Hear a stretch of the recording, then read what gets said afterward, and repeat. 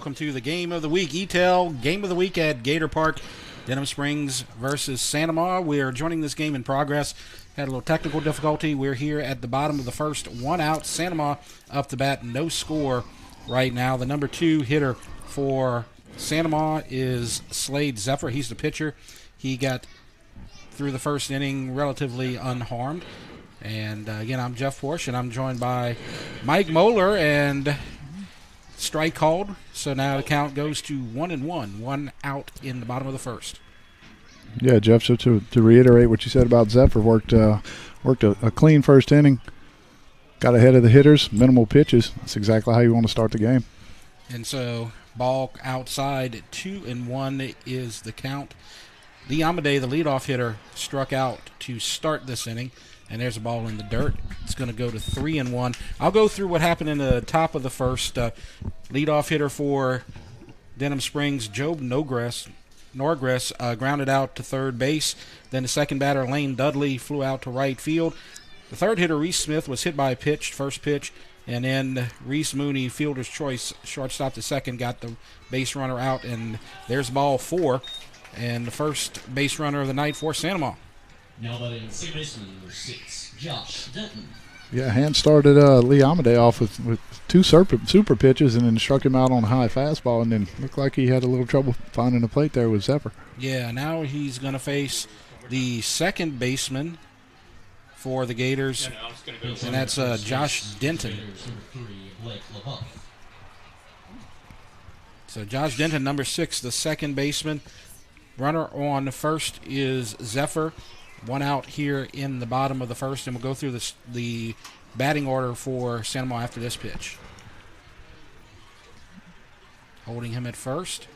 And there's a drive to left field. It's going to fall in for a base hit, and the left fielder gets it in, and there's going to be runners at first and second with 1 out, and that'll bring up the catcher, Alex Abair, number 8.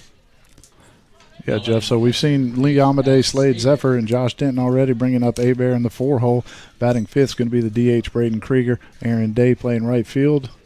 Cole Poirier batting 7th. He's playing center field. Evan Bourgeois, the shortstop, will bat 8th, and Reed Brignac, the left fielder, will bat 9th. And so 1 out, and here is the catcher, Abair.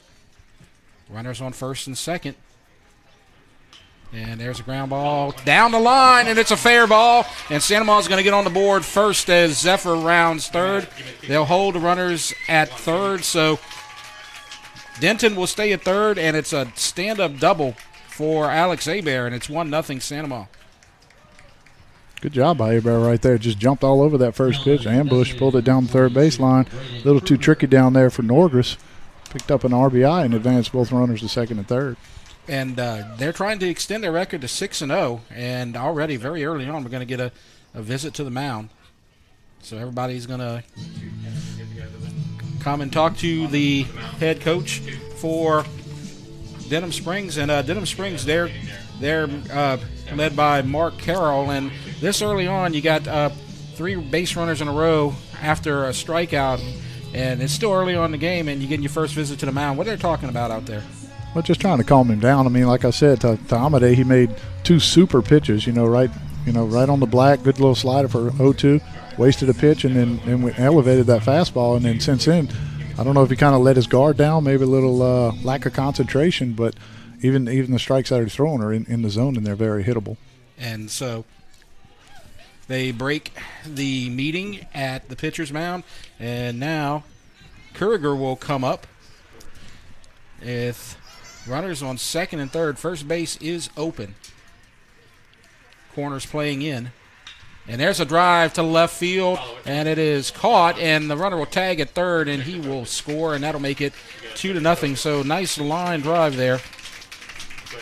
And that'll keep Abair at second, so the RBI sac fly makes it 2-0. Yeah, exactly what you want right there from Krieger. I mean, you got guys on second base, less than 2 outs. You want to get a ball to the outfield. Get that guy in from third base any way you can. Good base running by Denton. Didn't break too early. Went straight back to the bag like he's supposed to. Tagged in and give Santa Ma 2. I'm sorry. Yeah, it is a 2-0 lead, right? Yeah, that's right. Yeah. And now Ryan Day will come to the plate. He's the right fielder, number 7 for the Gators. And there's a strike called on the outside corner. So it looks like he's back to throwing strikes here after the meeting on the mound. Did give up another run on that sac fly, but trying to get out of this inning with nothing less than 2 runs. Yeah, and the Gators are showing that they're going to be a little aggressive. And last 2 hitters we've seen jumped all over that first pitch. And so we'll have a little meeting between the catcher, Jackson Adams, and the pitcher. The pitcher is Braden Hand, number 8. Hadn't mentioned him. So Braden Hand is a pitcher who's given up the 2 runs here in the first. And we talked about the starting lineup. The not in the batting order tonight, but playing first base is also Dallas Moran, number 29. So he's not in the lineup. The DH tonight is Kurger. And a swing, and looks like there was no contact. He got away from the catcher, and so the runner will advance to third. So Hebert is now 90 feet away. So it is a strike. Count goes to 0-2, but there was no contact. Yeah, a little wild pitch there, and we just saw Adams go out and have a little conversation with Hand. Probably a little something about switching up the signs with the runner on second base there, and then pass ball kind of washes all that away. Ground ball to second. That'll get him out of the inning as Mooney gets it over to Clark, and that'll retire the side. But 2 runs on 2 hits, and the Santa Maria takes the lead 2-0. We'll be back with the top of the second in a moment. You're watching the E-Tail Game of the Week. Important for me to be somewhere where I felt like I belonged, and I certainly feel that here. Everybody has their strengths and weaknesses, and we gel really good together and help each other up. It's always changing, so it always makes it exciting and fresh. Everyone has a positive attitude. Everyone's voice is heard. And I love it. That's kind of what I love about it. It's a variety of people. If you enjoy a challenge and always being swift on your toes, come to E-Tail.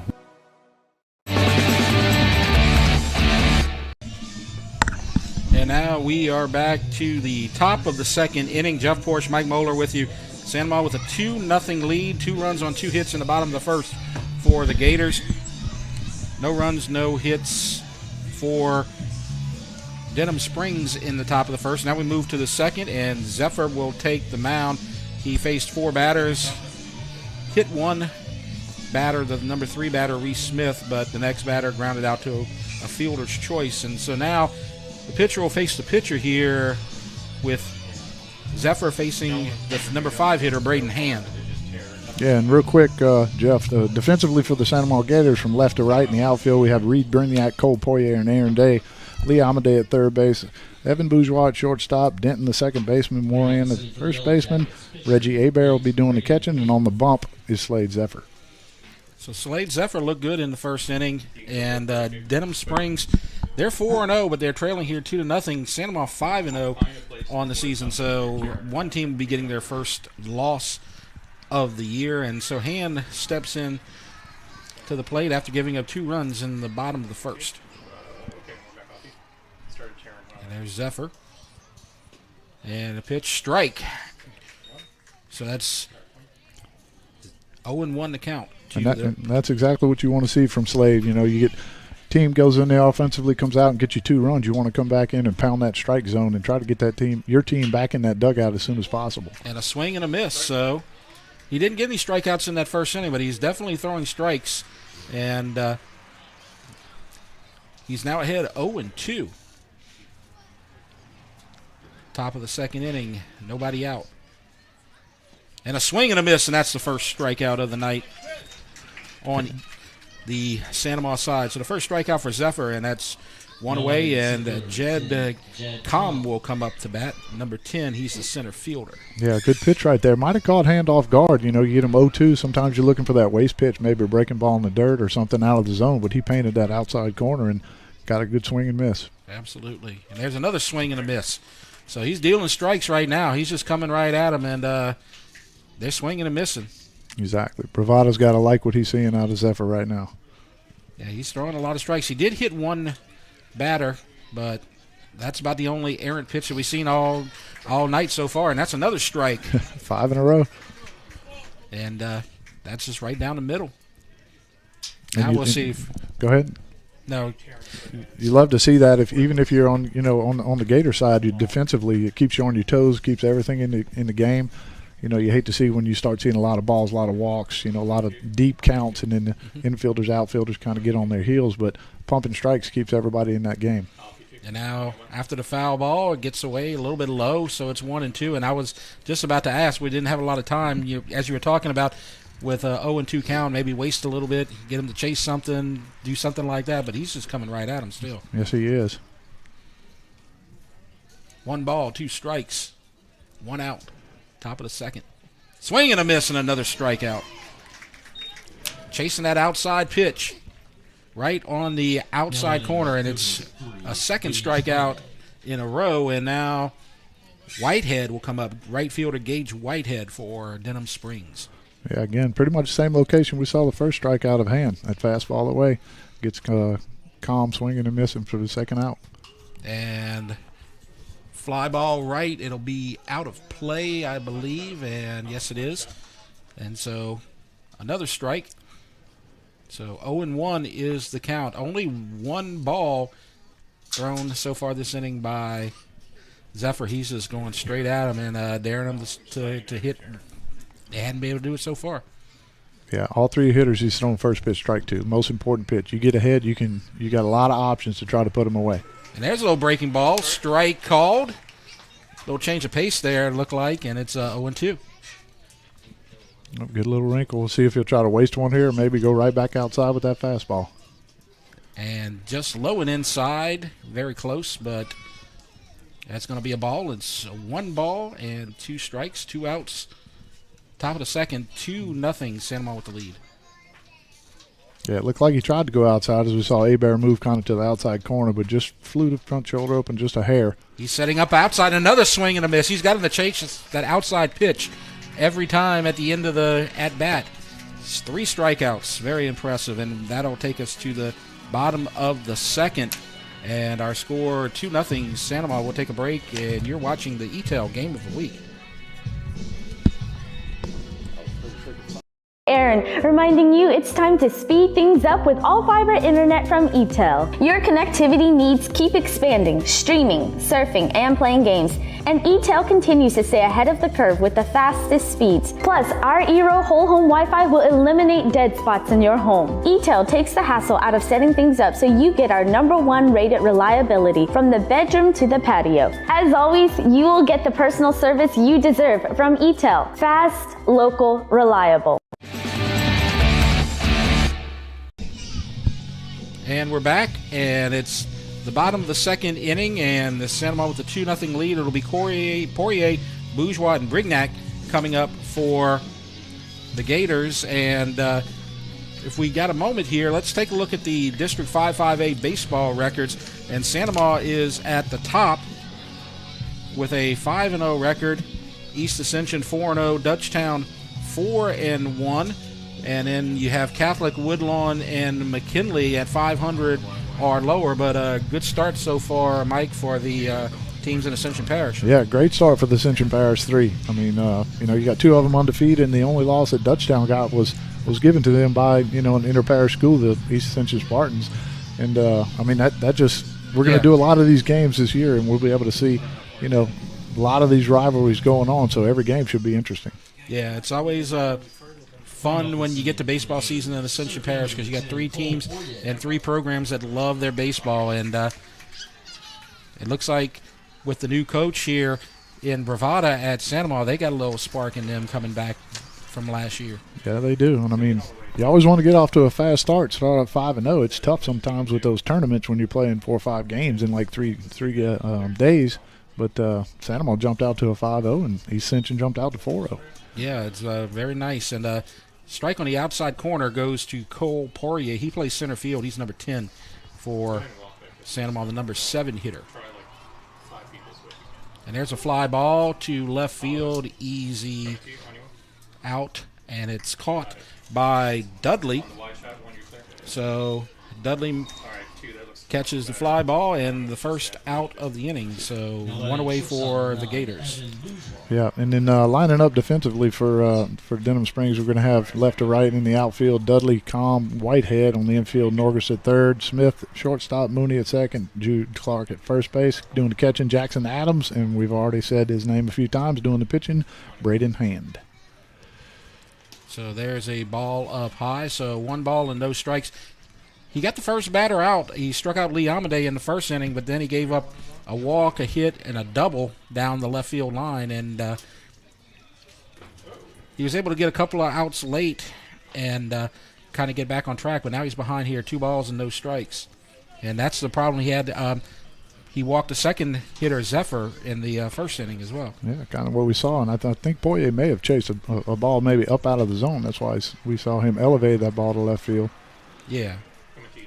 And the ball low, and so now it's 3-0. And so if he's not careful, he's going to run into the same problems he had in that first inning.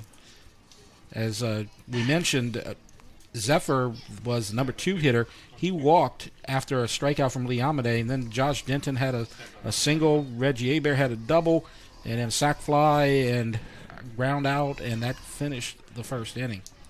And there's a strike, taking all the way. So Bourgeois is now ahead 3-1. Let's see if he gets something he can swing at here. And he does, and he fouls it back. 3-1, you usually know you're going to see something right there, right, Mike? Yep, and he got a pitch he liked too, and I give it to him. He took a hack at it. That's what you want to see. You don't want to see a little tentative swing right there or a check swing or anything like that. If you're gonna go after it, be aggressive. And so full count. And Hand delivers, and he reaches for it. Foul. Looked like it might have been ball forward, kind of protecting the plate right there. Yeah, ball out there on the corner. Not sure if the umpire's going to give you that little 3-4 inches outside, but good job to battle and keeps that bat alive. So we stay 3-2, 1 out. Bottom of the second. And he takes it, and he's going to go to first base on a base on balls. Good job guarding that strike zone. Yeah, good at bat right there. I mean, that pitch was very similar to the pitch he fouled off prior, and he was able to lay off that one. And now we're going to see the number 9 hitter, the left fielder, Reed Brignac, number 4 for the Gators. That's a name that's familiar, although spelled differently. Yeah, we were talking about that before this game. It's not R-E-I-D, it's R-E-E-D. Another left-handed hitter. Those Reed Brignacs could swing it a little bit over here. Absolutely. And there's a strike taken.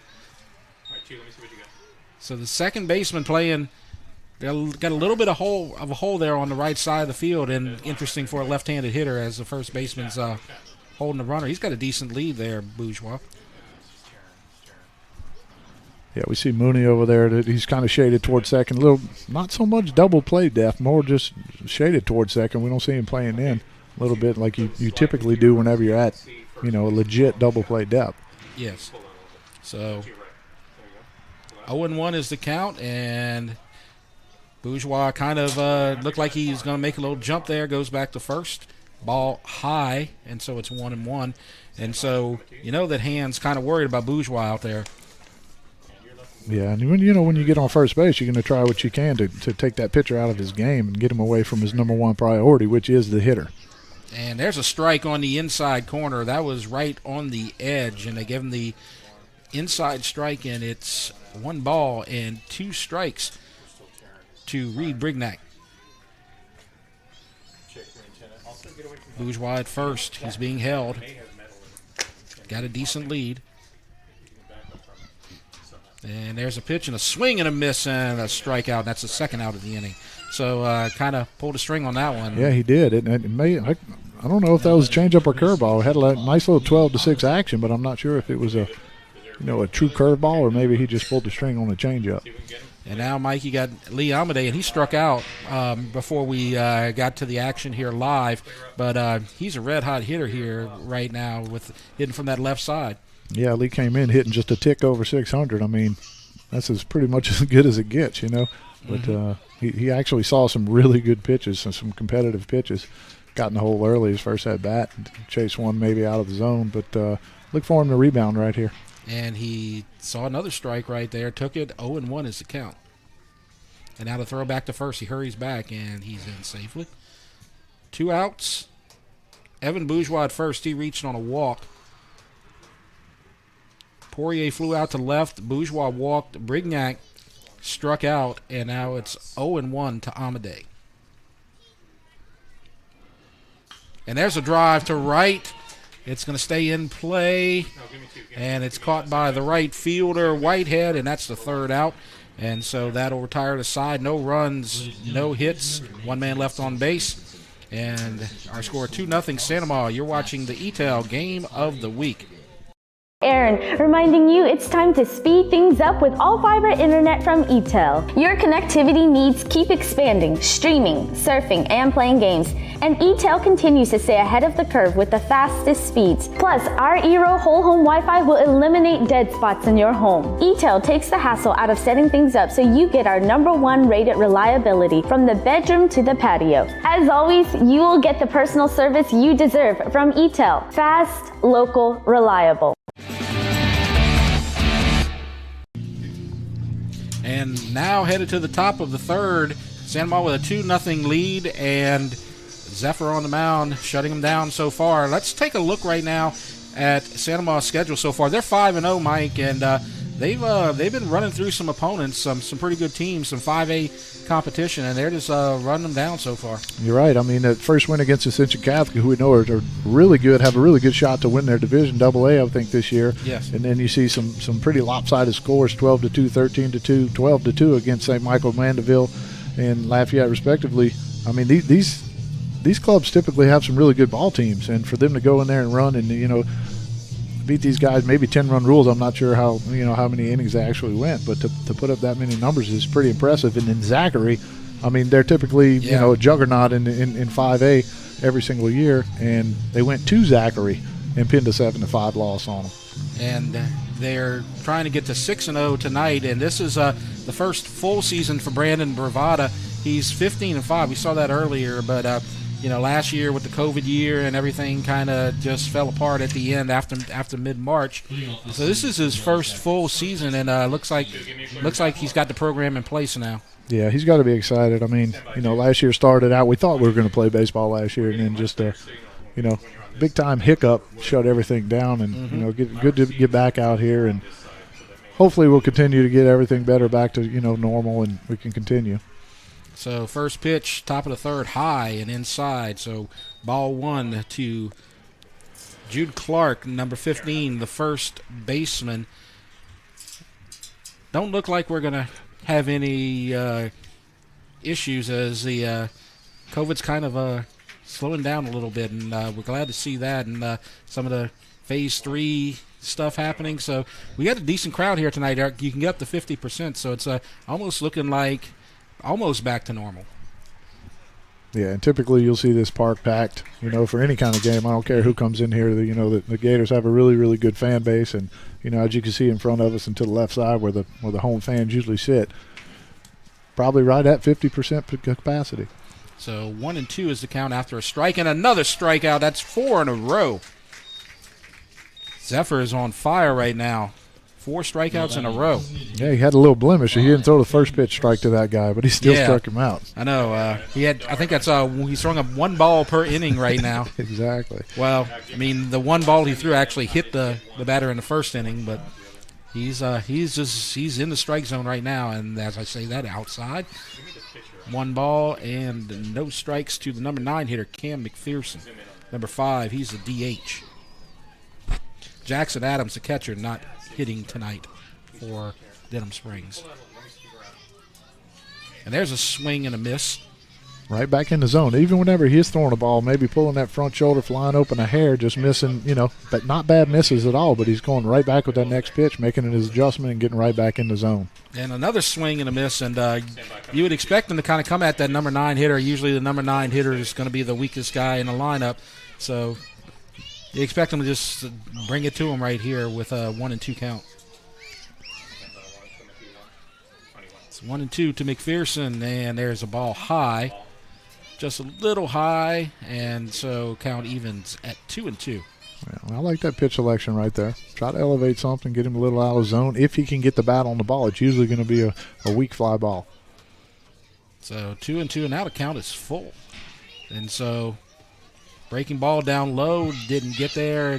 McPherson did not chase it, so got the payoff pitch coming to the number 9 hitter. You don't want to give the number 9 hitter a free base there and get to the top of the lineup with one out. Not sure about that 2-2 breaking ball. I think number 9 hitter you should go right at. You don't want to put yourself in a position. And he chased the ball way outside of the strike zone, and that's 5 Ks in a row. So no strikeouts in the first inning. Now he's got 5 back to back to back to back to back. And now let's see if he can get 6 in a row with Job Norgress, number 2, the third baseman for Denham Springs. Yeah, and I alluded to it earlier. I mean, if you can work ahead, maybe if you don't throw the first pitch for a strike, but if you can get the next, second, and third one for a strike, then you're still working ahead, right? It just gives you so many more options, and you put that hitter on the defense. Yes. And so Norgress takes a ball. So 1 ball, no strikes. And there's a drive to left field. Left fielder coming in, and he will get it. Brignac makes the third out, so Norgress flies to right, and they're 1-2-3 again in the top of the third. So we will take a break with the score 2-0. Santa Maria with the lead. You're watching the ETEL Game of the Week. From jambalaya, pastalaya, and gumbo to daily lunch specials, Pot and Paddle Jambalaya Kitchen has Cajun dishes to satisfy your hunger. Pot and Paddle has 3 locations to serve you, including the one on Cabela's Parkway in Gonzales, Jefferson Highway near Bluebonnet in Baton Rouge, and Jubin Crossing in Denham Springs. You can dine in, carry out, or let them do the catering for an office get-together or tailgating at the big game. And don't forget about their delicious daily lunch specials. You can check out their specials and more on the web at potandpaddle.com. All right, we're back and headed to the bottom of the third. Very fast-moving game here as Jeff Borsch and Mike Moeller with you, and Santa Maria with the lead. And let's look at what they've got coming up. It's tournament time right now at the early part of the season before you get to district play. You got 3 tournaments coming up in the upcoming weekends. You got the St. Tammany Invitational, the Jay Patterson Shootout, and the Toot Gagne Tournament all through up to near the end of March. And so what goes on with these tournaments, Mike? So, I mean, some of these tournaments have been around for a long time. I know for sure Jay Patterson, a good friend of mine, Greg, that's his dad, and, he passed away several years ago. Huge, just an absolute icon in the community as far as sports, with all 3. Well, there was only 2 schools back then. But, and then the St. Tammany Invitational and the Toot Gagne. We talk about trying to get as many games in as you can. It's tough sometimes on the weekends if you get 4 or 5 games in 3-4 days. But, all these teams are trying to get some good field time in before they go into that district play. Yeah, and you got a tough district with the other Ascension Parish schools, and Catholic as well always has a good team. So now we're at the 2-3-4 part of the lineup for Santa Maria in the bottom of the third. So that's going to be Zephyr, Denton, and Abear. So Slade Zephyr, the pitcher, we'll see what he can do at the plate. Number 1. And there's a ball low and outside. So 1 ball and no strikes. He got on base on a walk and scored the first run of the night in the first inning, Mike. Yeah, it did, and it wasn't a real competitive at bat. I mean, he threw, was it 4 straight balls, or he may have gone 3? Yeah, or he may have gone 3-1, and then we see him 2 straight balls to get ahead 2-0 here again. And he comes in tight in that batter's box. He's not giving a lot of room inside, but he's trying to go outside and not getting it. And there's a foul ball. That'll be out of play behind home plate. So 2-1. Looked like he was trying to get him to chase some stuff outside there, but comes back with a pitch and just misses. Yeah, just got underneath that, maybe a tad bit late. Good swing, though. 2-0. Got to take a rip. So 2-1 is the count. We're in the top of the third inning. Same thing here. I mean, pick a pitch and pick a spot. If you get it, take a good rip at it. Don't get fooled on anything here. And there's a ball up high, so it's 3-1. He's down the middle of the plate, but a little bit too high, and he's looking he's in a hurry right here. He's ready for this next pitch, and a swing and a miss. So it'll go to full count right there. Nice pitch on the outside corner. Yeah, and I mean that's a typical change of the eye level right there. I mean, yeah. I know he didn't try to go out of the zone up the last pitch, but just the fact that he did that pitch down there, it just makes it tough to, get your eyes focused on that. And the payoff pitch is a little bit outside, and Zephyr gets a leadoff walk, and he got a walk in the top of the first as well and scored the first run. And so we got the courtesy runner coming in for Santa Monica to replace the pitcher. Going to be number 3, Blake LaBeouf. Be running for Slade today. And now we have Josh Denton, who got a base hit in his first at bat. And that's a foul ball out of play down the right field line. He got a hit, advanced Zephyr to second, and then Zephyr scored on a Bear double to make the score 1-0. So we'll see if this combination here can keep it going. Had a very impressive bottom of the first. And there's a pitch outside, so 1 ball and 1 strike. Looks like Zephyr's not, the courtesy runner, LaBeouf, is not giving you much of a lead right there. Maybe a little bit more on this pitch. And there's a foul ball right field, out of play. So it's 1-2. So he's ahead of Denton, who got the first hit of the night. Only 2 hits so far for Santa Monica, but it's the current batter, Denton, and Bear, the on-deck hitter for the Gators.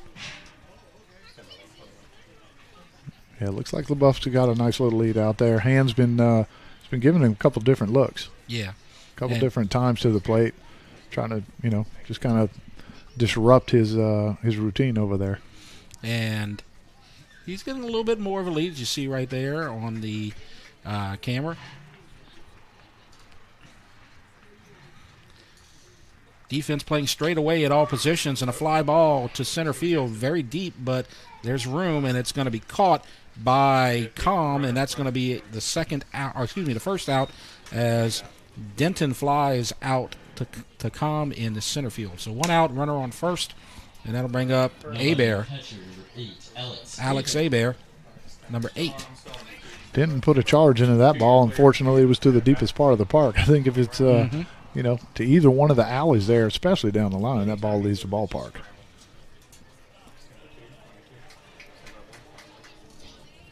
So now LaBeouf at first still has a lead and looks like he's squaring away. And now a quick throw to first. And he's there safely as Bear looked to square away to bunt. Maybe Denham Springs trying to catch him napping there, but LaBeouf gets to first base safely. Yeah, it looked like he caught his first baseman, Clark, off guard a little bit there, too. Yep. And so there's another ball outside, and it's 2-0. Or 2-0, excuse me. What am I saying? It's 2-0 and 2-0. LaBeouf has a decent lead at first now. Not going, and pitches high, and it's 3-0. They're preoccupied with that runner, though. You can tell a little bit, and having trouble finding the strike zone right now. Yeah, and if you're a pitcher, I mean, that's the least thing you can or the last thing you can let happen. I mean, you want to let that runner know that he's over there, but you cannot take away from your priority, which is to get that guy at the plate. And now he's going to second anyway because he walked him on 4 pitches. So that's the fourth walk for Hand so far this game in 2 1/3 innings. So he's having a little trouble with the strike zone. Giving up a couple of hits, but his big problem has been with the strike zone so far tonight.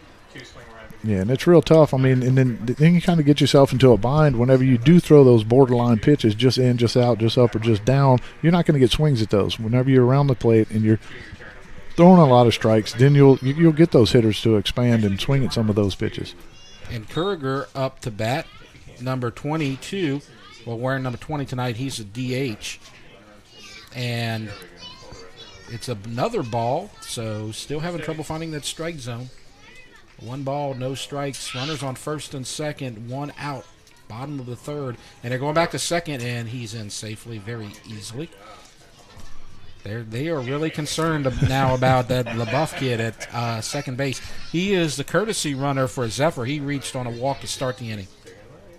Yeah, he's got him paying attention to him pretty good over there. Very rare you see a spin and throw to second. Usually it's just a spin and kind of fake, but he even drew a through on that one. And drew a throw, sorry.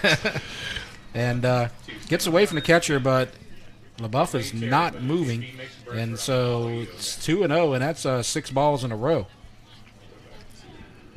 Yeah, again, sometimes you'll see the pitcher when he's struggling in his strike zone make a couple throws, to first base, second base, or whoever's, on, just to try to break up whatever his thought process is, because obviously if you're throwing 4 or 5 balls in a row, his thought process isn't, correct. So you'll see that just to try to, change something up.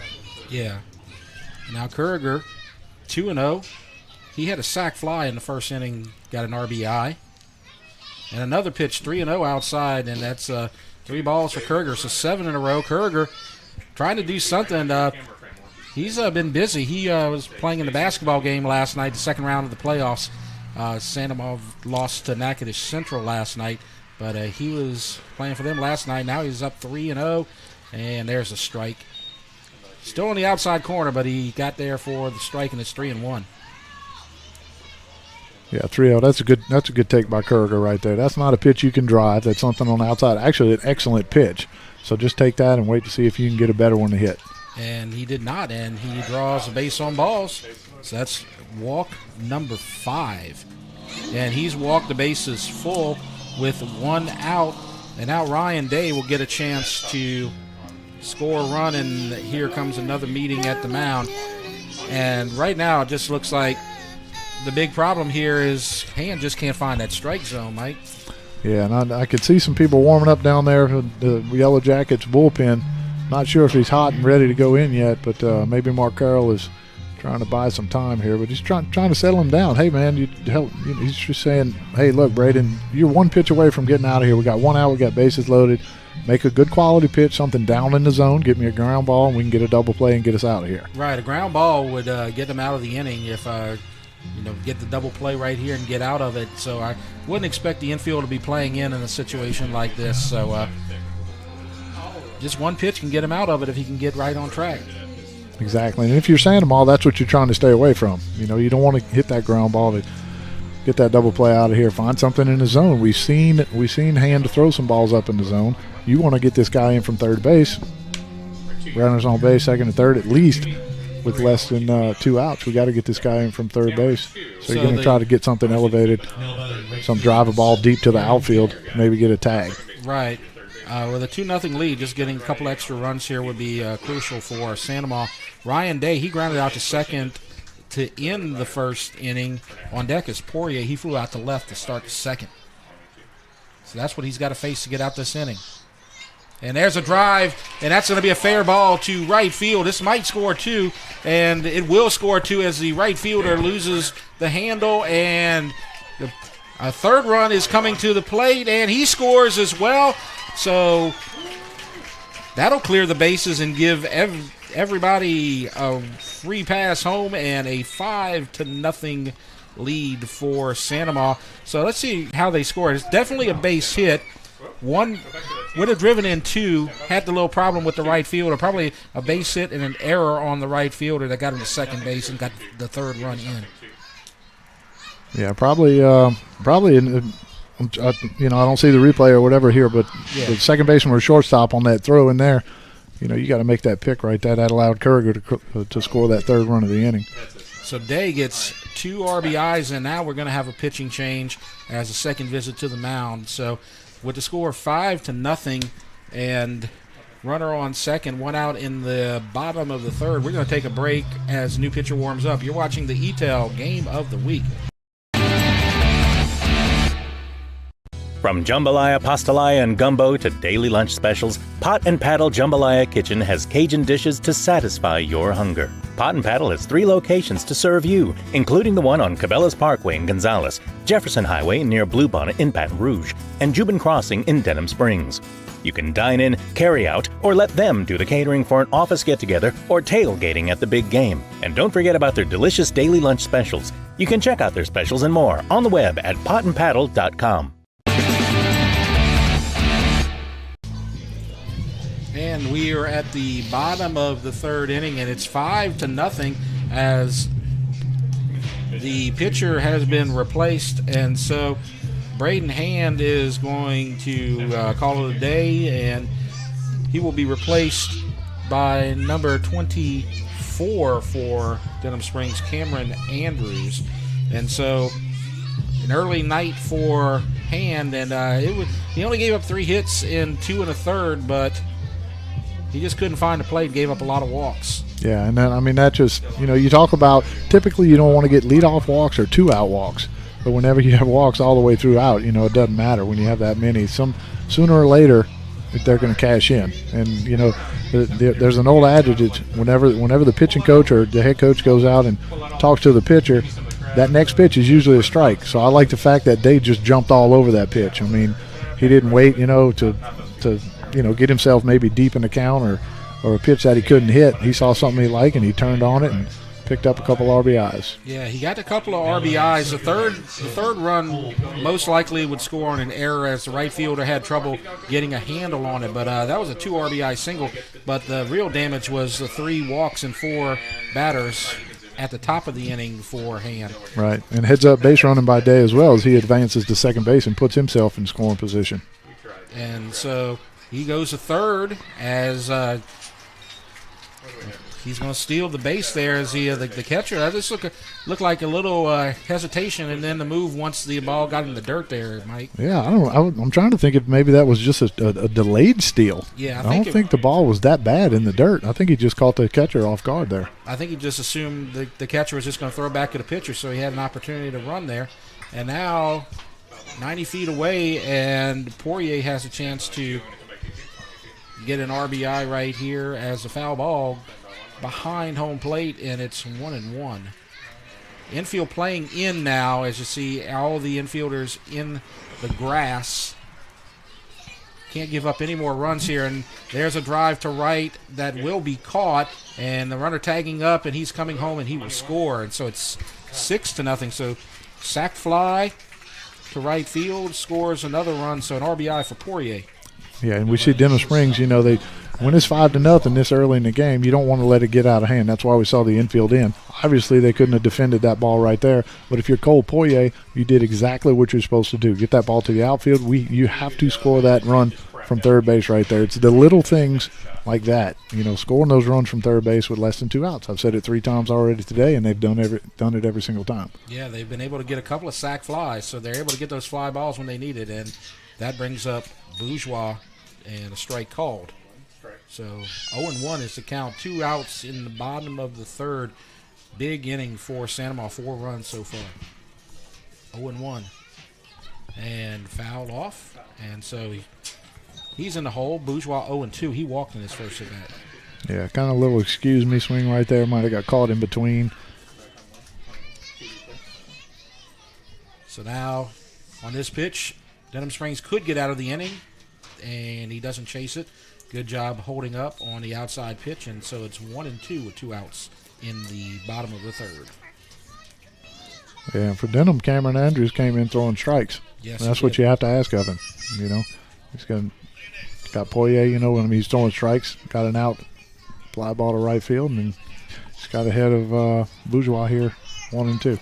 And the fly ball to right field should be caught, and so the right fielder Whitehead makes the play, and so fly ball to right field ends the inning, and so 4 runs on only 1 hit, and so our score is 6-0, and we will head to the top of the 4th. You're watching the ETAL Game of the Week.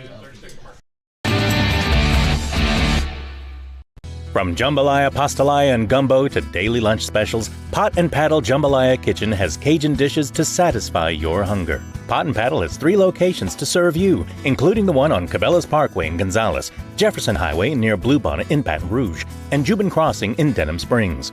You can dine in, carry out, or let them do the catering for an office get-together or tailgating at the big game. And don't forget about their delicious daily lunch specials. You can check out their specials and more on the web at potandpaddle.com. And we head to the top of the 4th. Sandoval with the 6-0 lead. Jeff Porsche, Mike Moeller with you. And a big inning, 4 runs on 1 hit at the bottom of the 3rd inning for Sandoval. And now Poirier is in command. Zephyr is in command. As we look at Sandoval's home-and-home series, you see the McKinley at the end of March, beginning of April. Then you follow it up with Woodlawn. then Catholic High. So they got a light front schedule and a heavy bottom of the schedule as they finish out with Catholic, Dutchtown, and East Ascension. Yeah, correct. And I mean, you see the last two, Dutchtown and East Ascension, those are the interparish games that we're talking about. And I mean, typically you see kind of a EA Santa Maria matchup in football last game of the season. We used to see that, and then we're going to see that a little bit in baseball this year too. So it'll be interesting because I promise you the race will be close by that time. And it's a good opportunity for Santa Maria to get some wins early on and kind of get a good record before you get into those tough games at the end of the season, build your confidence up a lot. And so that's what you're looking for right there if you are Bravada. And Slade Zephyr, what he's looking at right now is a very impressive performance right now. He's faced 10 batters, retired 9 of them. And there's a drive to right field, maybe over the head, and it is, and it's going to go to the wall, and that's going to be extra bases. And so first pitch double for the left fielder, Lane Dudley, for Denham Springs, and so they get their first hit of the night to start the fourth. Yeah, Dudley jumped all over that first pitch. I mean, you got to think Zephyr's in the dugout for a long time, maybe getting a little stiff or whatever, and you need Zephyr if you're the Gators to come out, get a nice shutdown inning, and maybe Dudley's thinking the same way. Hey, you can try to get ahead of me right here. I'm going to jump on this first pitch and put a charge into it. And so you face the number 3 batter now, Reese Smith, and there's a breaking ball strike, nice pitch. 0-1 to count. And that's how that's exactly how you combat that. You see your first hitter ambushing, jumping on that first pitch, being aggressive, throw a wrinkle to the next guy first pitch. 0-1 is the count, looks at the runner at second, and then delivers a strike. And so now it's 0-2 to the number 3 hitter. So you got the 3, 4, and 5 hitters coming up, so this could be dangerous here as you got Smith, Mooney, and Hand. Well, actually, Andrews most likely coming in. 0-2 is the count. Catcher setting up outside, and it's low and outside, so it's 1-2. They're looking at the base runner right there, perhaps, Mike? Well, I was just going to say, I mean, so the Gators are up 6-0, right? So we saw how Hand was really paying attention to LaBeouf on the opposite, on the opposite side. But Zephyr, knowing he has a lead, he's not letting this guy take him out of his game. 1-2 the count, and the ball low. So now it's 2-2, and so. Little bit of this is the first jam of the night for Santa Maria. They're up 6-0 in the top of the 4th inning. And there's a bouncer to second, chased a low pitch, probably the 3rd ball right there. Does advance the runner, so he does a good job of advancing the runner, and that gets the runner to 3rd with 1 out. Right, and good job all the way around on both sides right there. Zephyr, you want to keep that ball down, try to get a ground ball. And if you're Smith, you want to try to advance that runner. Battle, ball might have been out of the zone. 2 strikes, you don't know if you're going to get rung up on it, so just put it in play. So the bouncer to Denton, and he goes to Moran for the out. And so now you have runner at 3rd and Mooney coming to the plate, and there's a bouncer to 3rd base, and it stays fair, and that's going to be an infield single as the try to tag the runner at 3rd, maybe off the bag, but he was in safely, and so now it's a little bit of a problem. 2 runners on base. Yeah, again, you're just one ball, 1 pitch away from a double play here and getting out of it, but that was a little tricky play right there. I mean, if you see that ball, you got to make that immediate decision. I'm either going to charge this, try to throw him out at first, or do I kind of stay back? Maybe this ball's going foul or whatever. So it looked like Amade made that decision. Hey, I'm going to wait to go see if it's going to let it foul, because if I charge and throw to first, this guy's scoring. And now pitch outside to the new pitcher, number 24, Cameron Andrews. He replaced Hand. Hand was 0 for 1 on the night with a strikeout. So Andrews now at the plate for the first time here tonight. A swing and a miss. Took a little healthy cut there in that 5 hole. Wondering if what kind of a swing he's going to have there. He looked like he was trying to get a run in there. Yeah, you know, it was chilly. He's coming out of there. Well, he has been pitching. He's probably a little loose, but that's the first hack of the night for Andrews. So runner on first. That's Mooney. Dudley at third. Swing and a miss. Chase the ball in the dirt. So a little bit over anxious right there, maybe to get an RBI, get a run across the plate. Yeah, I'm having a tough time picking up what pitch that is. I'm not sure if that's an off-speed pitch that's kind of diving out of the zone, or maybe just a fastball along the bottom. Zephyr had 5 strikeouts in a row earlier, but now he's in a little bit of a jam, and a breaking ball down low, and that time he takes it for a ball, and it's 2-2 with 1 out here in the top of the 4th. San Juan trying to hold the shutout right now. 6-run lead. Runner at third, Dudley. Runner at first, Mooney. And a swing and a miss and a second strikeout. That's a great time, Mike, to get the 6th strikeout of the night, and that puts a lot of pressure off of your infielders as well. Yeah, I mean, what a good pitch right there. He came back, had him 1-2. Again, we're ahead in the count. You know, you talk about, hey, they were 1 pitch away with a ground ball, double play. But, I mean, if you can pick up a strikeout, make some good quality pitches, work ahead of the hitter, pick up a strikeout, then you get yourself right back in that position to get out of here unscathed. And you see the middle of the infield dropping back to the back of the dirt now, as all they need is a force at second, perhaps, instead of a double play ball. And we see the center fielder, Jed Comm, coming up. He struck out his first at bat. And there's a strike. Nice breaking ball. Catcher set up again on that outside corner, Jackson Adams, and he hit his target. Again, runner at first, Mooney. Runner at third, Dudley. Ball inside, up high. It's 1-1. So in the second and third inning, it was smooth sailing for Zephyr with the strikeouts, but he's running into a little bit of a problem here, as he had the leadoff double over the right fielder's head, over Day's head.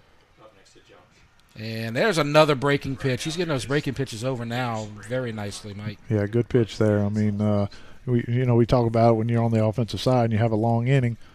You tend to get a little bit of, kind of stale over there sitting in the dugout. And, he was on base but got, pinch ran for. So it's not like he's keeping the juices flowing too much. So it may take a couple pitches, maybe a batter or two, to get right back in that groove.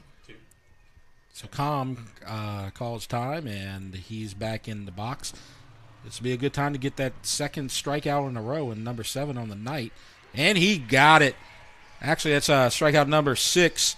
So, no, that is 7. 7 strikeouts for Zephyr. So he got out of a jam, the leadoff double, no runs scored, no runs on a couple of hits. And we go to the bottom of the 4th, 6-0 Santa Maria. You're watching the ETEL Game of the Week.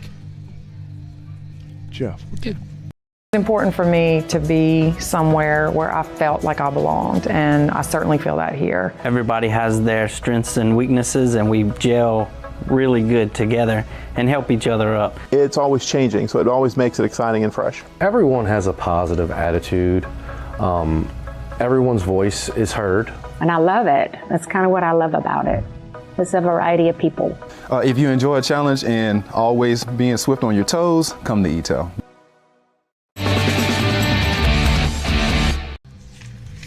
So Santa Maria gets out of a jam in the top of the 4th inning. Jeff Porsche with you with Mike Moeller, and it's a good job by Slade Zephyr, as he gave up that leadoff double, and that was just a solid hit to the wall, and had a little infield hit, a little lazy infield hit, got a runner at third, but then he struck out 2 in a row to finish that up. I know, and if you look, that's when you can see a little bit of senior leadership there with Slade. I mean, I love the demeanor. Mm-hmm. Sometimes you see panic, especially out of some of the younger pitchers, lead off double. Oh my goodness, how am I going to not let him score or whatever? And then you can even get first and third, 1 out. And you go into panic mode and you try to make pitches that you're not capable of doing, and then you just see Zephyr just kind of keep calm. Everything was flatlining out there, and he just made the executed the pitches he needed to. So now we get to the bottom of the lineup, the number 9 hitter in the bottom of the 4th. That's Reed Brignac. And that's a ball just a little bit outside on the outside corner. So 1 ball, no strike. And there's a drive to center field, a base hit.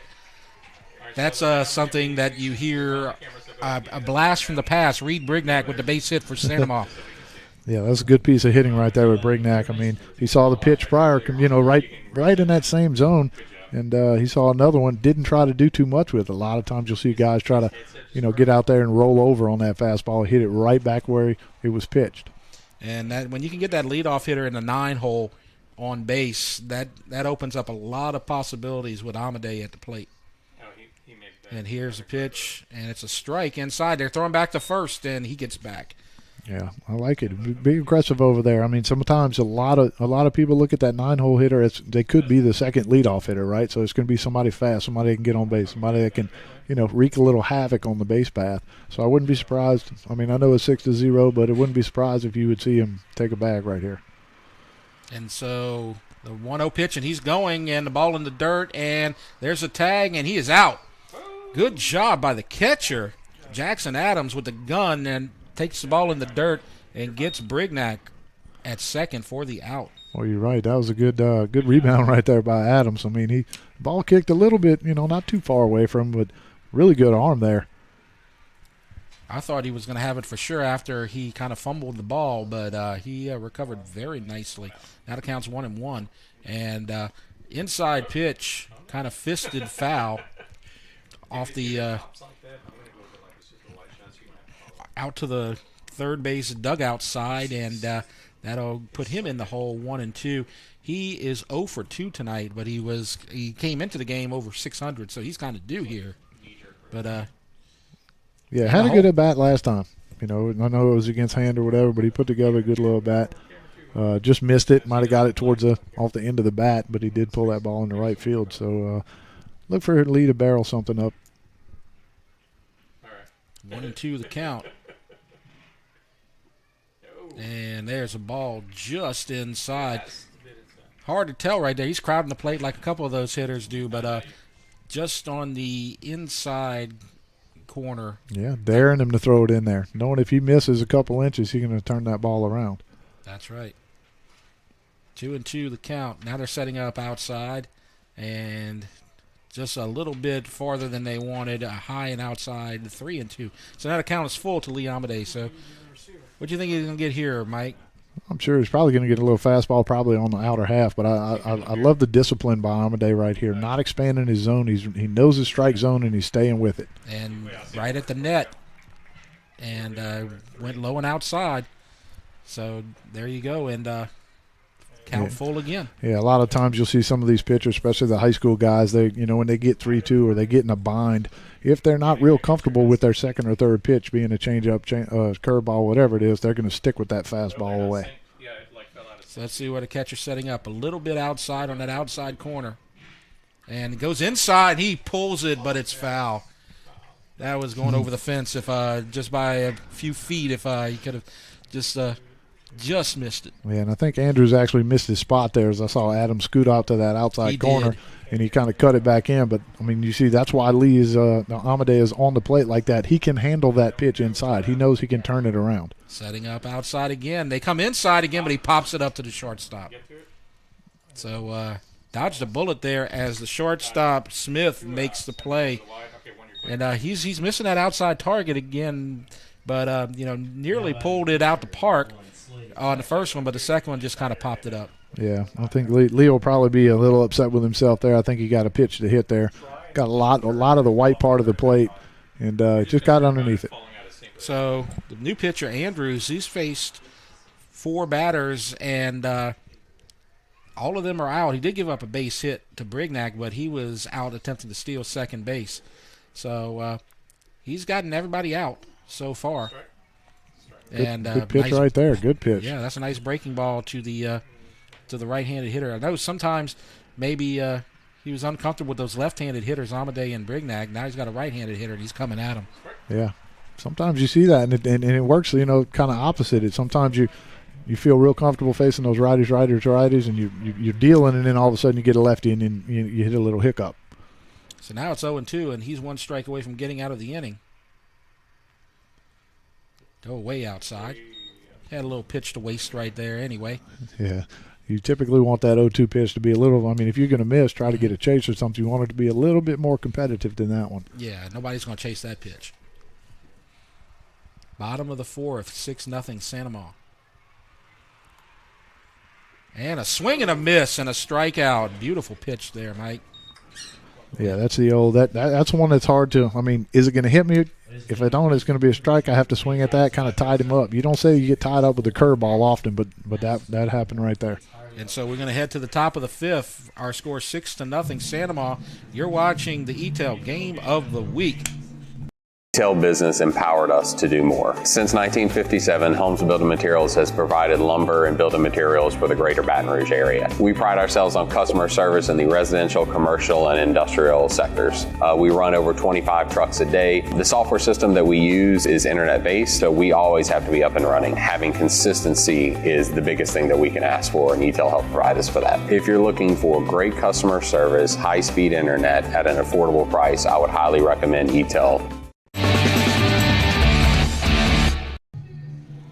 All right, top of the fifth inning now, 6-0 Santa Maria. Jeff Horsch, Mike Moeller, and our first baseball game of the week, and everybody's excited about that. And we got lots of baseball and softball coming up for you at the ETEL Game of the Week. Next week, we're going to go to Dutchtown and see Coach Shake, Chris Shake Snyder's Dutchtown Griffins taking on Jesuit. Then we got a little bit of softball there, Mike, with Dutchtown a couple of weeks, and just all the rivalries. So getting close to that rivalry time already. Yeah, and I mean, we were excited yesterday. We thought we were going to get to start. You know, it's been 2 years pretty much since we've been able to do this, and Mother Nature didn't agree yesterday or last night, and got it pushed back today. So we're finally getting to play a little bit here, and we're going to see, Dutchtown at Jesuit will be our next one. And then we're only going to get to do a couple softball games district-wise this year, and then the rest of we'll finish with baseball, and then we'll start with the the softball playoffs. I mean, we got started a little bit late, so we had to go straight into baseball. And so we're headed to the top of the fifth, and Slade Zephyr, he's given up a couple of hits tonight, but no runs and lots of strikeouts, 7 strikeouts so far, and the ball high to Gage Whitehead, the right fielder, number 3. And there's a ground ball, and it goes to the shortstop. Quick throw to first in the dirt, and he got it, dug it up, and it's an out. So Bourgeois to Moran. Great job by Moran digging it out. Great job by Bourgeois with the grab and throw. Great play. I mean, we see Bourgeois going to his right, and you got Amade going to his left. To usually kind of get a little miscommunication there, but lead Amade, the third baseman, just kind of stopped there because he knew Evan was behind him. Evan makes a good strong throw from deep in the hole, and a great pick by Moran at first base. And so 6-3 for the first out, and that'll bring up Clark, number 15, and there's a foul ball in the dirt. No balls and 1 strike. And we're in the middle of that big strikeout run the first time up for Zephyr, as Whitehead and Clark both struck out. Whitehead to end the second, and Clark to begin the third, but he's now ahead 0-1, and the ball outside, and that'll make it 1-1. Yeah, I mean, we see Zephyr. He came into today's game with 8 strikeouts and 1 walk, so we know he's a strike thrower, but he's tacked on 7 more strikeouts. So when you get a ratio of 15 strikeouts to 1 walk, I mean, that's exceptional. And he had a 5-in-a-row run, as he got Hand, Comm, Whitehead, Clark, and McPherson in the second and third inning. And then he got 2 in a row from Hand and Comm again, or make that Andrews and Comm. And it's 1-2 now after the foul ball and pitch a little high and inside. So that'll make our count 1-2, 1 out in the top of the fifth. So only one really, one little hole so far for Zephyr. That was in the last inning, but he got out of it with 2 strikeouts and a swing and a miss and another strikeout. I believe that was a foul tip. Still counts as a strikeout number 8.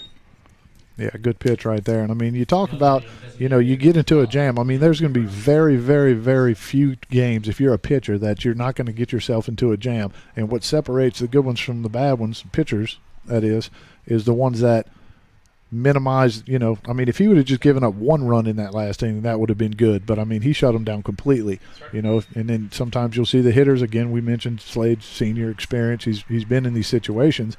Sometimes you see the younger guys that'll, let it affect them a lot, and then those are the innings that snowball and get you taken out of the game. And now it's 0-1 to the number 9 hitter. Now 0-2 as a foul ball off the bricks at the backstop, and that's Cade McPherson, number 5, DH. He was a strikeout victim in the second inning. So yeah, Mike, you were saying, in the fourth inning, he got that little hole with the double leading off to Dudley, and then an infield hit by Mooney got it to first and third, but then back-to-back strikeouts and got out that inning. And now he's about to get out the fifth, possibly on this pitch. No, it's outside. So it's 1-2 with 2 outs in the top of the fifth. So looking for his 8th strikeout, and there's a bouncer to the pitcher, and he'll just flip it to first base to Moran for the 3rd out. So 1-3, and that'll end the top of the fifth. No runs, no hits, no errors, nobody left. 6-0 Santa Maria. You're watching the E-Tel Game of the Week.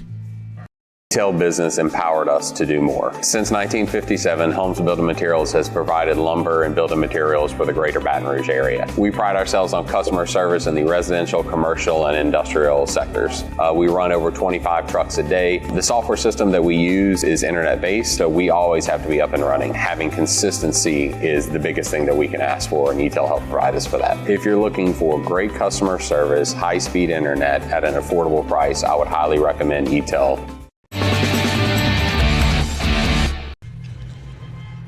All right, we're going to the bottom of the fifth. 6-0 Santa Maria over over Denham Springs. I saw the D right there and the purple at the bottom right, and I said Dutchtown. DS, Denham Springs, you dummy. Jeff Porsche and Mike Moeller. And these two teams are both unbeaten. 5-0 for Santa Maria, Denham Springs 4-0. And they played similar schedules. They played a couple of common opponents, Mike. They both played Lafayette and Mandeville last weekend, and both teams won big against Lafayette. Santa Maria had a big win over Mandeville by a score of 13-2. Denham Springs 12-11, but both teams are still unbeaten on the season. Exactly. Some similar opponents, and you'll see that early in the year whenever there's a lot of tournament play going on. Some of those teams will come down here and play 4 or 5 of the area teams, but both Denham Springs and Santa Maria, like you said, the similar teams they played, Lafayette and Mandeville, came away with victories. So one team's going to come away with an unbeaten record. One team's going to get their first loss. And Cameron Andrews has come in to pitch, and he replaced the original pitcher, Braden Hand, in the bottom of the 3rd. And he's done well so far, as you see a foul ball over the net behind home plate, and so the count is 1-1. But he's done a good job, and the difference between so far Andrews and Andrews and Hand is that Andrews is throwing a lot of strikes. Yeah, he is, and I mean the only hit he gave up was the first pitch by Day when he came into the game. And there's a foul right field out of play. And so now it's 1-2, and so that was the problem to start this game, as they had that disastrous bottom of the 3rd where he gave up 3 walks in a row, and all 3 runners scored. He had a 2-run hit by Day and a sacrifice. Actually, all 3 runs had scored on that single because of an error, and then Poirier came back with a sac fly that brought Day in as well. So that was a problem. He gave up 1, 2, 3, 4, 5 walks. Exactly, and you want to give Santa Maria merit for that. There's a drive to deep left, and it's up against the wall, and he's digging in, trying to get 3 as a high throw, kind of a lollipop out there to the cutoff man, and an easy leadoff triple. Beautiful drive there by Josh Denton, and looked like it might have been going out the park. Yeah, I think if he would have got a little more air underneath that one, he hit that ball on the line pretty good there, but that ball got to the wall in a hurry, and really good base running by Denton as well. I mean, he recognized he got to second base, and he knew he had a chance to get to third, but then he recognized the throw wasn't going where it was supposed to and just kept on, never checked up, and got to third base easily. And so a leadoff triple. And there's a foul ball. And Alex Hebert stepping to the plate. He already has an RBI in the first inning as he had a double down the left field line that scored Zephyr. Now trying to get Denton in.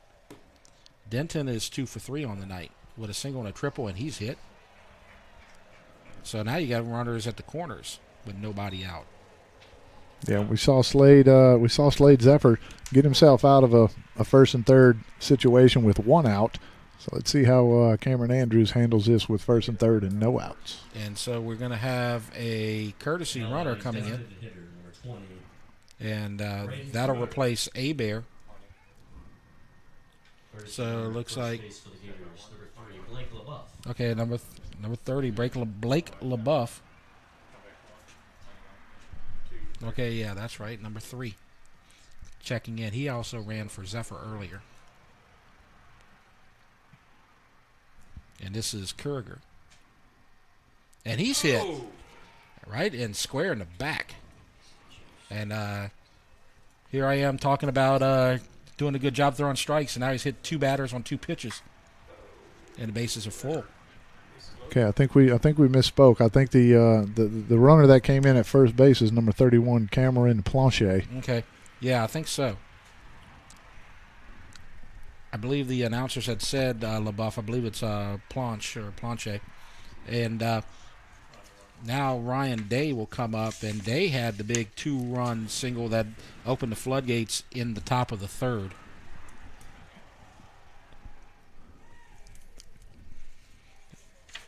And now the bases are full, and he's already kind of been in this situation. And last time he came up, all 3 runners scored as he had the single and the error.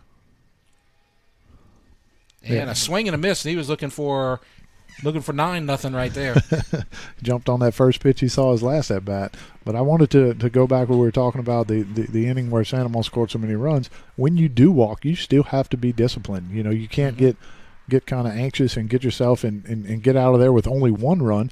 I mean, if you do what you're supposed to do, then you're going to get out of there with all the runs that you're supposed to score. Yeah, and nearly an opportunity to score on a wild pitch, but the catcher, Adams, does a good job getting back to it in time, and Andrews headed to the plate to make sure that the runner at third, Denton, doesn't score. But that's going to be a ball, low and outside, and now Adams and Andrews will have a talk right here. And Sandoval already in good shape as only a couple of innings left here tonight, but another run or 2 in this game could be really out of control. Yeah, I mean, if you get, into these 3 runners score here, 1 more, then you kind of get into the mercy rule, but, we're not out of this inning yet. Nobody out. That should be a balk. Yes, I believe so. He didn't throw that ball to first. Did he step off? I don't think he stepped off. And so Coach is talking it over. He saw what we saw. Yeah, that's a balk. I got a feeling that they're going to talk about it and send that runner home. Yeah, and then, I mean, actually, if he would have thrown the ball to the first baseman was off of the bag. He wasn't even holding the runner, so that would have been a balk as well, because that's throwing the ball to an right. Unoccupied. The first baseman wasn't occupying the base. Yeah, and if you're not sure what we're talking about here, if you're the pitcher and you're on the plate and you're right there at the rubber and you turn to first to throw, you have to throw to first. Correct. Your only bailout is if you step off the back of that rubber with that right foot. Then you do not have to throw. But it looks like they are going to say no balk right there. Okay, so they must be saying he stepped off, or maybe he never even put his foot on the rubber. I wasn't paying that close attention. Okay, 1-1 is the count, and there's a ball outside. If you can see the infielders, the first base and third base playing in, and the short and second playing back, maybe for the double play up the middle. 2-1 is the count. And there's a fly ball, maybe in play. I think the third baseman's calling for it, and it's an infield fly anyway, and so fly ball to the third baseman, and it's 1 out. So the catch made by Job Norgress, and so a little pop out by Day doesn't convert like he did in the third, and now we'll see if Cole Poirier can get some runs across the plate. Right. I mean, good pitch right there by Andrews. Got a good pop up. No damage done there. But if you're Poirier here, you need to get something to the outfield. And there's a pitch outside. 1 ball. Good job not chasing that by Poirier. And third baseman playing a little bit back now. First baseman still at the grass, not holding the runner at first. You saw that little problem with the potential balk earlier. And there's a strike on the outside corner. That one was that was a generous one right there, I believe. Yeah, that one's tough. I mean, if you're Poirier, you do stay with your plan. That's not a pitch you want to swing at because you can't drive that pitch anywhere. Right, you're going to push it out to the right side of the infield probably. And there's a pitch outside. They're really trying to get him to chase something out there, and it's a 2-1. Yeah, which is surprising because, I mean, the last time they had this matchup last inning or 2 innings ago, he threw a fastball outside and Poirier hit a rope to right field. I mean, to tag up and, right fielder caught it, but it was a rope. Oh, and another possibly infield fly as the first baseman will grab it, and that's Clark with the catch. And so back-to-back infield flies. And so that's a good job by Andrews getting out of this jam so far. Very good job by him. And, I mean, if you're Santa Ma, you still have 1 shot here. You have to push something across the plate, when you have when bases loaded and nobody outs. And if you're Andrews, you cannot let your guard down. Just because you have 2 outs and you haven't let a run score yet, you got to keep pitching. And Bourgeois bounces it to the pitcher, flips it home, and the force at home will get the third out. And so they get out of the opening first batter triple off the wall, and no runs scored. So good job by Denham Springs getting out of a jam as well. And so we'll head to the top of the 6th. 6-0 is our score. You're watching the ETAL Game of the Week. When I think of ETAL, I think of family. I think of kind of like home. It comes from the top down. Everybody who works here all the way up to the top all feels very much part of the community and cares so much. I think if you selfless, if you can serve others, then you can work here. And I love dealing with people. And I have been quite impressed with ETAL's involvement in the community. If you enjoy working with people in an emerging industry, then come work for ETAL.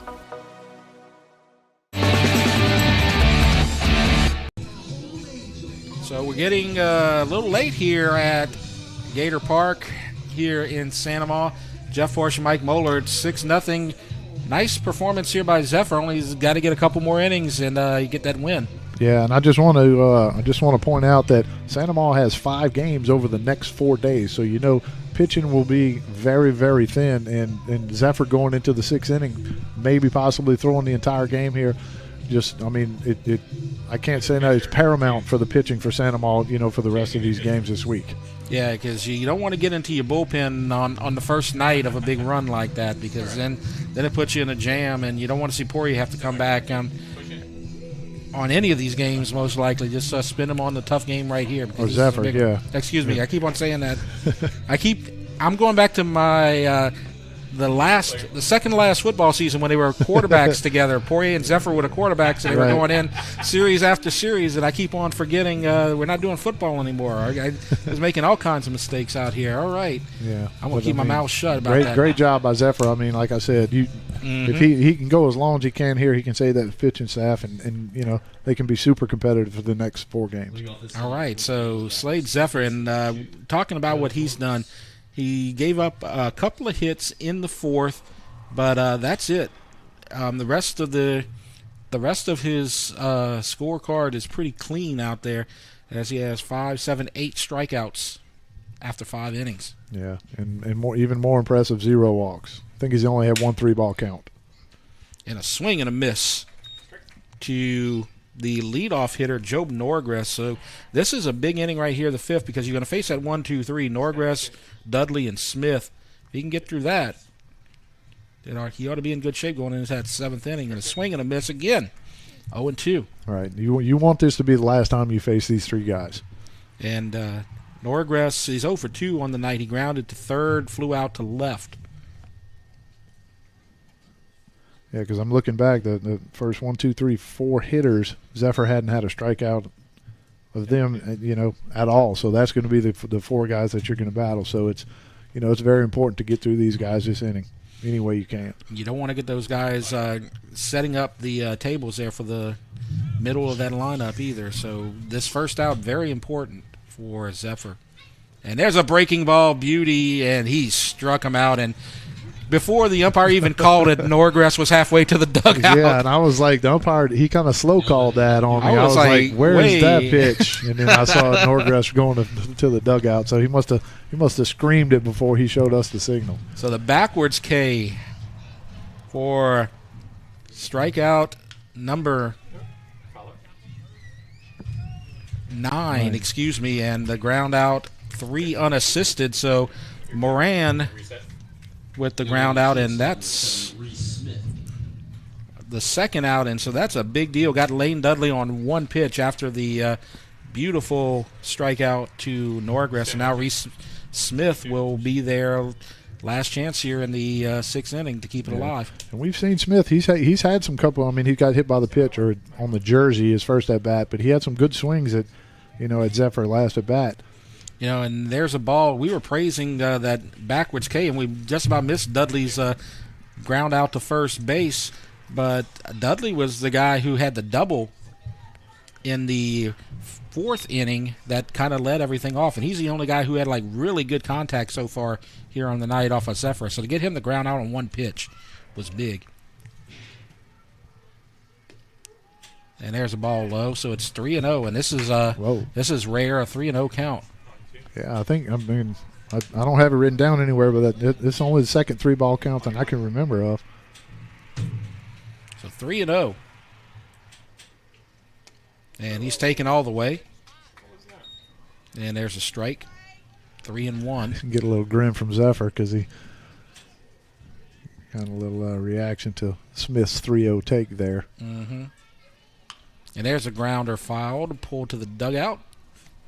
And so goes from 3-0 to 3-2, so full count. 1 more pitch coming to Reese Smith. He was hit by a pitch, and then he grounded out to second in the 4th inning. And there's a fly ball, and somebody's going to have to get it. It's a second baseman, and he does. And so Denton with the out, and so that's 3 up, 3 down, and they'll go to the 7th with a shutout. But first, the bottom of the 6th, 6-0 Santa. You're watching the ETEL Game of the Week. It was important for me to be somewhere where I felt like I belonged, and I certainly feel that here. Everybody has their strengths and weaknesses, and we gel really good together and help each other up. It's always changing, so it always makes it exciting and fresh. Everyone has a positive attitude. Everyone's voice is heard. And I love it. That's kind of what I love about it. It's a variety of people. If you enjoy a challenge and always being swift on your toes, come to ETEL.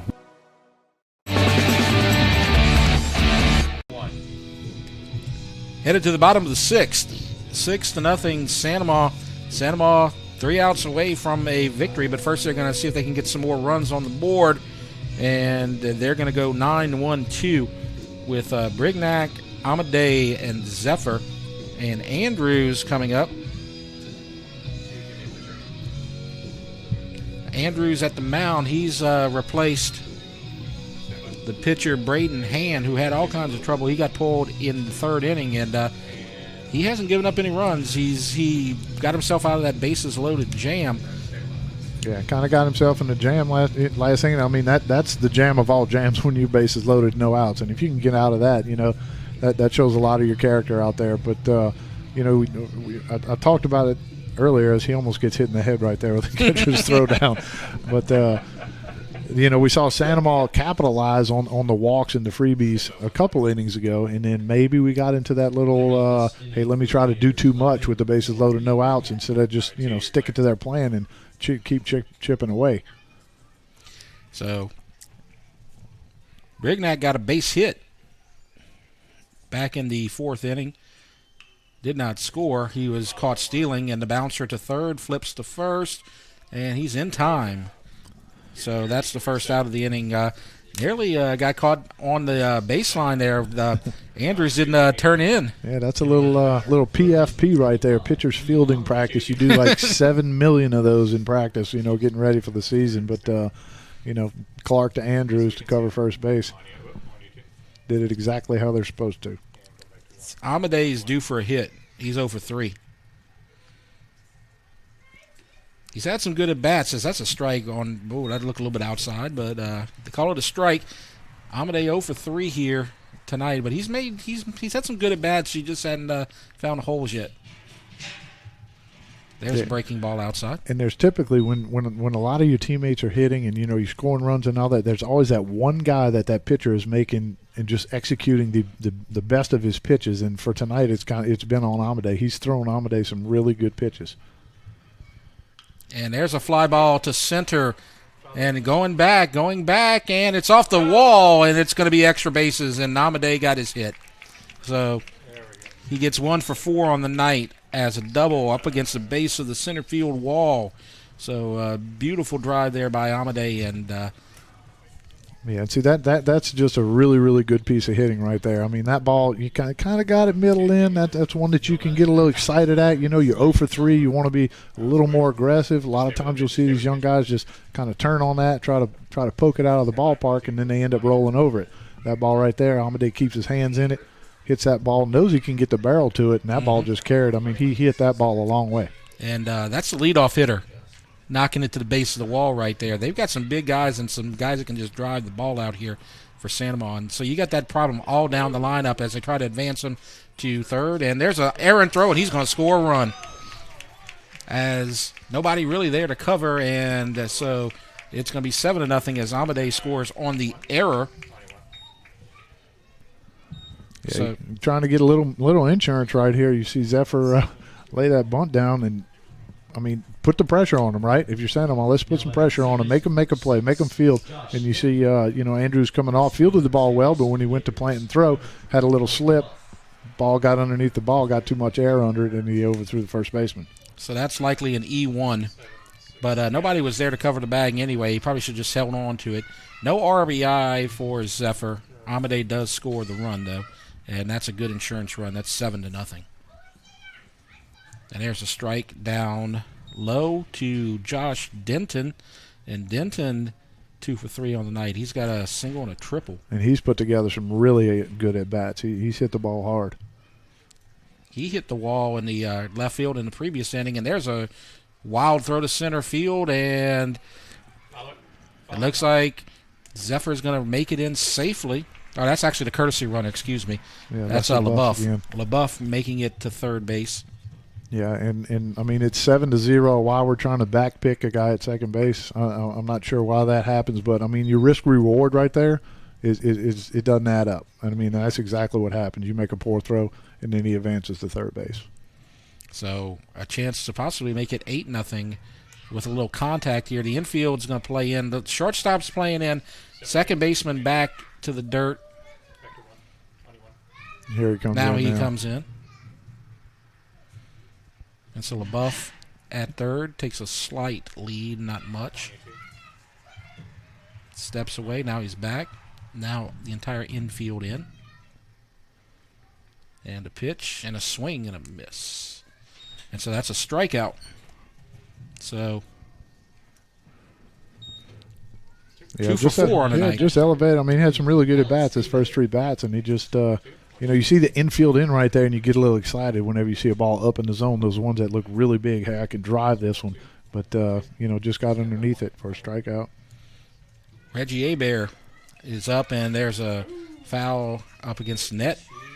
So Hebert tonight, he's got a double, a walk, and a hit by pitch. So he's reached base in 3 unique ways. So Hey, I guess we're looking for the error. Yeah, you can. I mean, when they say any way you can, that's exactly what we're talking about.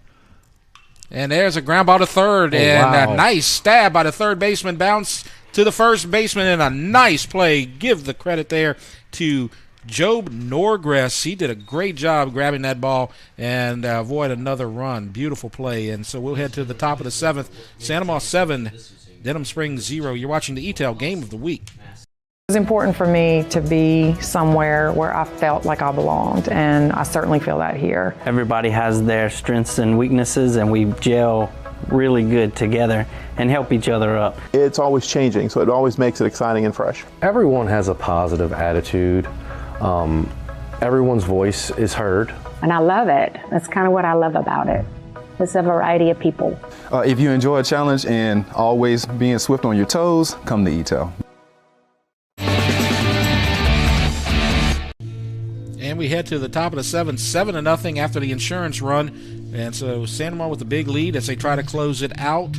And Zephyr will try to go the distance. And as Mike said earlier, with a big number of games coming up in the next few days, it's really important that they get there. But don't forget, as you see Santa Monica's playoffs, and of course everybody missed the playoffs last year, but regionals, quarterfinals, not quite the success they had in the 90s with all the guys like Brignac and Sheets and Coach Bob Lemons and all those guys. But they're trying to get that bringing back the magic here, and they've done a good job at the beginning of this season so far. Yeah, it's been a while since you've seen a Santa Monica team that's going to, I'm not to count the chickens, but start a season 6-0. But with the last hurrah coming up here for the Yellow Jackets, it looks like Santa Monica may be able to do that. And next week, we want to talk about that game next week as we're going to continue on baseball. And we got the Jesuit versus Dutchtown. So going to be our first look at Dutchtown under Coach Chris Shakespeare, who is an institution over at Dutchtown. He's been there forever, and he's got his team rolling right now as well. And so going to get to look at his team, and they're looking good so far this season as well. Yeah, just excited to get to see some baseball games. Finally get to get back in the booth and call some good quality games. So now we head to the top of the 7th. And so we got the number 4 hitter, Mooney, and there's a strike. So it's going to be Mooney, followed by Andrews and DeCom. Yeah, I probably don't want to try to get too tricky here. I know Slade's been pumping that strike zone. And that might fall, and it does, but can they get back to first? No, it's going to be a base hit, as nobody was there to cover the bag anyway. And so just a little flare out to right field and gets enough to turn it into a base hit. So yeah, kind of in no man's land over there, a little Bermuda Triangle. And I don't know if at second baseman there, Denton fields that ball. Slade he wasn't covering first there, so I don't think they would have had a chance anyway. And so we have a pinch hitter. We'll figure out the pinch hitter, number 22 for Denham Springs. I'm going to pull that up right here in just a second. He's not on our roster. Number 22, I'm looking on the backups. It's Bill Claymont. Bill Claymont is up to bat. Big left-handed hitter. Got a good lead over at first base, Reese Mooney. Zephyr's given up 3 hits. Mooney got 2 of them. Yeah, so. And we need to kind of understand that run really means nothing over there. If I'm Zephyr right here, my entire focus is on this hitter. Right. It kind of surprises me they'd be covering the bag there, as you might just let them go to second. You see that occasionally in a game this late. Exactly. 1 ball, no strikes, and there's a grounder to third, and it's a good stop. Throw to first. He's a slow runner, and does he tag him? He got him. Good job by the first baseman, Moran. As you got the slow runner down there, Amade grabbed it, stuck with it, got it to first. Moran tagged him out, so that's one out, and the runner goes to second, so Mooney's on second. Yeah, good job by Amade right there. I mean, that ball's hit pretty hard, kind of snug, stayed on the ground, hugged the grass there, and Amade did bobble it initially, but instead of trying to make a stellar play and get the guy at second base, he recognized who was running, had a better chance to get the guy at first, so went in that direction. Yeah, he got lucky because he had the big slow guy with that at the plate right there, so he kind of knew what he was up against, so he was able to get that throw and the tag from Moran. So it's 1 ball, no strikes, 2-0, and Mooney running around a little bit, but I think he can do what he wants. Right. He's not the tying run out there. I wouldn't pay too much attention to him. Like you said, sometimes they just let him take that base. So Jed Comm, he's strikeout so far. There's a strike on the inside corner, 2-1. So Zephyr trying to go the distance. He's got 6 1/3 so far, no runs scored, 3 hits. Really one nice contact all night, but the other 2, one was an infield hit, one was that little flare we just saw from Mooney. And a foul ball to the fence. So it's 2-2. Trying to get Comm for the 3rd time tonight. He got 9 strikeouts. Trying to get double digits. That'd be his first double-digit performance of the season. Yeah, considering he came in with 8 strikeouts on the season. 2-2. Can he get it right here? Oh, a little low. Oh, no. The late call. Thanks. That looked a little low. I didn't think he was going to call it. Yeah, maybe a little down. Coach Carroll just not too happy about that call as you see him barking there from third base. Mm-hmm.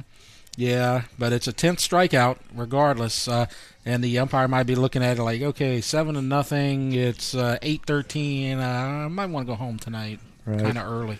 And then he gets Comm for the 3rd time, so Comm goes home with the hat trick. Tough night for him. It's Gage Whitehead with the chance to score a run on the bouncer to third. Amade's going to get it, and this will do it. The throw to Moran. No, it doesn't. And they're going home. The throw to the plate, and that's going to do it. It's an easy throw to the plate, and the catcher will tag him, and Abear will finish it out. And so you look right here. Beautiful job by the camera crew, and you got Alex Abear with the tag for the 3rd out. Yeah, that's typically not how you see a game end, the old 5-3-2 for the out at home plate there. But, good heads-up play, like you're saying, from Moran there at first base, come to home plate is, they tried to score there. But, great solid effort by the Santa Maria Gougers right there. You end up with a shutout 7-0, on the back of Slade's effort. And we're going to come back and talk about it for a few minutes. We're going to take a break and kind of wrap things up. So it's final score 7-0. You're watching the ETEL Game of the Week. Well, I've had back pain now and then, but it got so bad I couldn't even bend over. I didn't want to resort to pain pills, so I chose Peak, hoping they could relieve the pain. They got me active again. I even lost weight. I believe in better. I chose Peak. Choose Peak Performance Physical Therapy. Piku Builder Supply, your one-stop lumberyard, provides an extensive selection of quality building supplies for your new construction and remodeling. We offer computer-aided estimating of your building and remodeling plans, as well as blueprint copies. From humble beginnings to becoming the industry leader in Gonzales and beyond, Piku proudly supports our local community because we believe in giving back to those who have had a hand in our success. Let the experts at Piku Builder Supply help you with your new project today.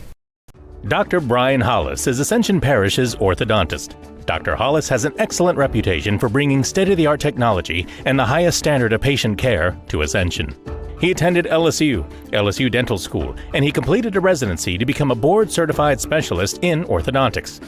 An avid supporter in our community, Dr. Hollis is married to Celeste Pyron Hollis, and they have 4 children. Dr. Hollis, Ascension Parish's orthodontist. Grow up smiling with Hollis Orthodontics. You care about your car. So do we.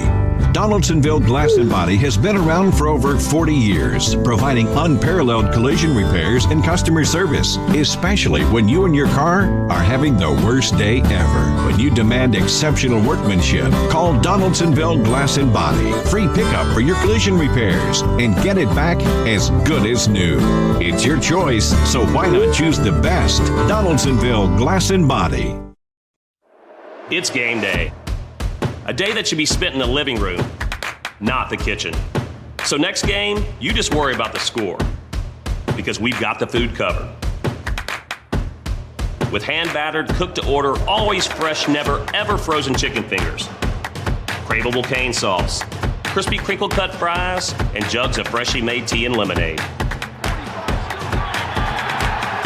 Raising Cane's Chicken Fingers, one love. The Title Law Firm has been fighting for our clients to get their best recovery for over 20 years. And now that tradition will continue to the next generation. Hi, I'm Rick Tata, the newest member of the Title Law Firm. We understand that it can be frustrating dealing with your claim. So we're here to help you get what you deserve. If you're seriously injured in an accident, call the Title Law Firm today. We're not just a face on an ad. Call 756-0007 when you're injured. You gotta call Tata. From jambalaya, pastalaya, and gumbo to daily lunch specials, Pot and Paddle Jambalaya Kitchen has Cajun dishes to satisfy your hunger. Pot and Paddle has 3 locations to serve you, including the one on Cabela's Parkway in Gonzales, Jefferson Highway near Bluebonnet in Baton Rouge, and Jubin Crossing in Denham Springs. You can dine in, carry out, or let them do the catering for an office get-together or tailgating at the big game. And don't forget about their delicious daily lunch specials. You can check out their specials and more on the web at potandpaddle.com. My shoulder pain got so bad I couldn't lift anything overhead. So I chose Peak Performance, and I can't believe how much better I am now. Peak really does get you back into the game of life. Choose Peak. Choose Peak Performance Physical Therapy. And we're going to wrap it up here from Gator Park, Santa Ma, with the win over Denham Springs, 7-0, and you see the box score: no runs, 3 hits, 2 errors for Denham Springs, 7 runs, 6 hits, no errors for Santa Ma, and a beautiful 10 strikeout performance by Slade Zephyr for Santa Ma. Yeah, we can't say enough, and we touched on it, multiple times already about how they've got a lot of games coming up in the next couple of days, and Slade going the distance. Not to mention 10 punch-outs, 0 walks, and 3 hits. So great job to him, as well as the offense. I mean, you put up 7 runs against a team as the caliber of Denham Springs, you're doing something. And he scored twice as well, so he got 2 of the 7 runs. So good job all around by Zephyr. And so before we wrap things up, let's talk about what we got going on here. Next Friday, we're going to be live at Griffin Field and Griffin Park, as we're not playing at the football stadium. So it's Jesuit at Dutchtown. So our first look at the Dutchtown Griffins, as that's going to be kicking off the Jay Patterson shootout, and that's always a fun one to check out. And lots of weekend baseball coming up here in Ascension Parish, and that's going to be a good one next week. Yeah, it will be. And then we just encourage everyone to come out as they can. I mean, we're opening up a lot more now, as far as the COVID, pandemic goes. But, we've been throwing this tournament in this parish for quite some time now, and it's just been a great success. And, we always like to honor Mr. J. I know he was a personal, friend, or I'm really close with his son, Greg, and he just did so many things for us when we were growing up, and he was just so supportive of everybody in this parish. And, it's just good to come back out and try to get as many people to come back out and, kind of honor his legacy. So we'll be out there next Friday for Dutchtown and Jesuit, and then we're going to have some softball games, and then we're going to have more baseball. But, it's good to be out there. And even though we are live, there's no reason you can't get out there to check these games out, as well as we had a really good crowd here tonight, and looks like as you said, things are opening up, and it's a lot more fun out here as baseball season's getting underway. Yeah, great time. Good, congratulations, Santa Ma, 6-0.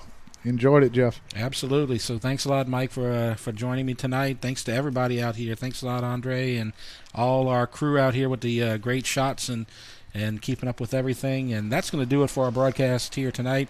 He's Mike Moeller. I'm Jeff Porsche, and that's going to do it for tonight. Thanks for watching. You've been watching the ETEL Game of the Week.